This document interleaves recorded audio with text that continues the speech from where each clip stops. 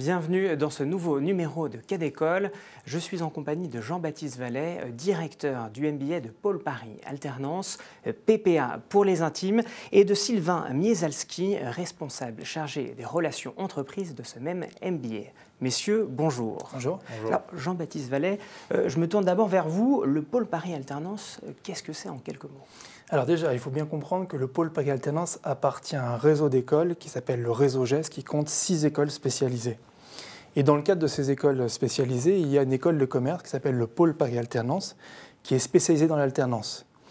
Et nous, le MBA PPA, on s'occupe des Bac plus 4 et des Bac plus 5 de cette école sur des spécialisations.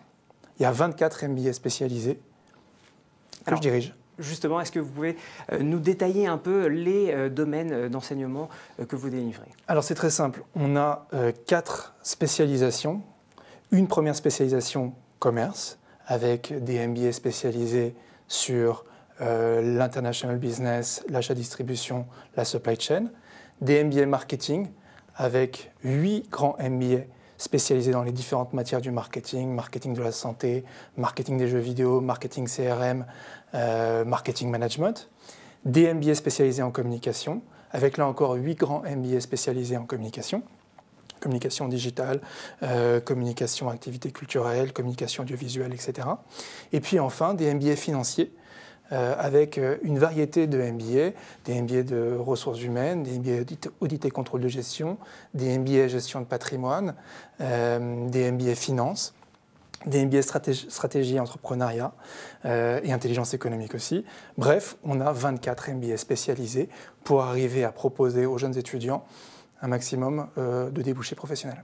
Et la particularité de votre établissement, eh bien, c'est de mettre en avant l'alternance et surtout pour augmenter l'employabilité de vos étudiants. Voilà, le terme employabilité est très important pour nous. Pourquoi ? Parce qu'on connaît bien la situation économique actuelle en France. On voit bien que beaucoup d'étudiants ont du mal à trouver des débouchés. Donc l'alpha et l'oméga de leur arrivée sur le marché du travail va être de leur proposer des formations qualifiantes, opérationnelles, professionnalisantes et surtout dans le cadre d'une alternance. Alors, comment fait-on ? Peut-être je me tourne vers vous maintenant, Sylvain Mieszalski. Vous êtes responsable chargé des relations entreprises. Est-ce que le cœur justement de l'employabilité, c'est les relations avec les entreprises ? C'est un élément indéniable.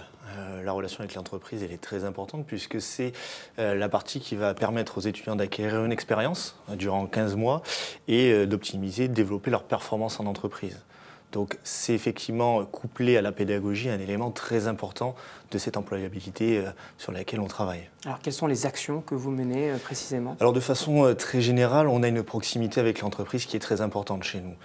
Ça passe notamment par des points téléphoniques, des rendez-vous en entreprise ou bien des déplacements à l'école de la part des entreprises. On a aujourd'hui une cellule relations entreprises qui compte plus de 20 chargés de relations entreprises. Donc c'est ces équipes-là qui permettent de développer les relations. On a différents outils qui permettent d'étendre la relation, comme des extranets, etc. Et puis aujourd'hui, en fait, on a 2 promesses auprès de l'entreprise. C'est de les accompagner d'un point de vue strictement RH, recrutement, où on va proposer ce qu'on appelle de la sélection active. Donc c'est finalement une mission de cabinet de recrutement, où on va proposer à l'entreprise de l'accompagner du début à la fin sur un recrutement. On va proposer des sessions de recrutement. On va permettre à l'entreprise de venir rencontrer nos étudiants et la réciproque est vraie. Et puis on a toute une dimension pédagogique. Là, on travaille de concert avec Jean-Baptiste et on permet aux entreprises d'animer des conférences. Pour exemple, on a reçu récemment Arnaud Gianpalucci, responsable recrutement et marque employeur de l'APEC, qui est venu faire une intervention. Ça peut être également l'intervention dans le cadre de modules. Donc dans ce cas-là, un intervenant qui est détecté rencontrera Jean-Baptiste. Voilà, ce sont des sommes d'actions qui nous permettent d'être au quotidien avec l'entreprise et de connaître leurs besoins terrain afin de les transmettre à nos étudiants. Et Jean-Baptiste, vous, selon vous, vous associez très intimement l'employabilité et l'exigence académique. Est-ce que vous pouvez nous en dire un peu plus ? Oui, alors c'est très simple. Les entreprises, elles ont le choix entre plusieurs étudiants, une centaine d'étudiants pour chaque poste. Donc après, la question, c'est qu'est-ce qui va faire qu'on va choisir le bon étudiant pour le mettre au bon endroit. Justement, qu'est-ce que vous vendez ? Quelle est la promesse que vous vendez aux entreprises ? La promesse qu'on vend, c'est tout simplement déjà de bien former les étudiants Alors, comment est-ce qu'on forme bien les étudiants? Déjà, on va impliquer les entreprises dans notre programme pédagogique. Comment?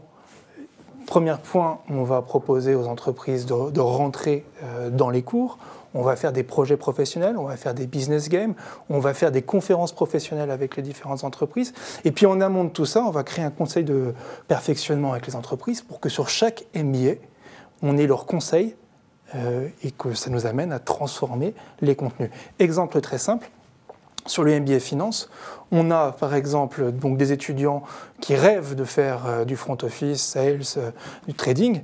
Nous, quand on va chez HSBC, quand on va chez Crédit Lyonnais, on sait très bien que ce n'est pas là où est le besoin. Que ce n'est pas là où est le besoin est en credit management.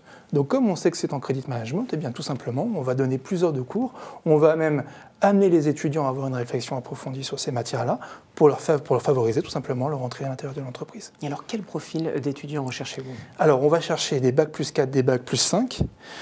Il y a deux types d'étudiants qui vont pouvoir rentrer à l'intérieur du MBA PPA. Le premier type d'étudiants sont ceux qui viennent d'écoles de commerce ou de faculté très simplement et qui veulent spécialiser leur parcours étudiant pour rentrer après dans l'entreprise. Deuxième type d'étudiants, ce sont des étudiants qui veulent acquérir des compétences complémentaires. Ce qu'on va appeler faire un double diplôme. On a été ingénieur, on deviendra commercial. Voilà, ce sont les deux types d'étudiants qu'on va venir chercher, en bac plus 4 et en bac plus 5. Est-ce qu'il y a une sélection particulière? Comment peut-on intégrer votre MBA, Sylvain? Alors sur la partie des admissions, à bac plus 4 ou 5, on va véritablement s'intéresser au projet professionnel et au parcours de l'étudiant. C'est pour ça qu'on est parti sur le principe d'un entretien individuel de motivation, avec évidemment un intervenant spécialisé dans le domaine souhaité par l'étudiant et où il va être creusé un certain nombre de critères. Voilà, où on va s'axer sur le parcours, qu'est-ce qui a été fait, comment on le maîtrise et pourquoi on est là aujourd'hui. Qu'est-ce qui nous amène dans ce projet-là? Est-ce qu'il est cohérent? Est-ce qu'il y a déjà une ébauche de projet professionnel? Et c'est ces éléments-là qui vont nous permettre de déterminer si on souhaite avancer avec un étudiant. Eh bien, merci beaucoup, messieurs. Merci à vous.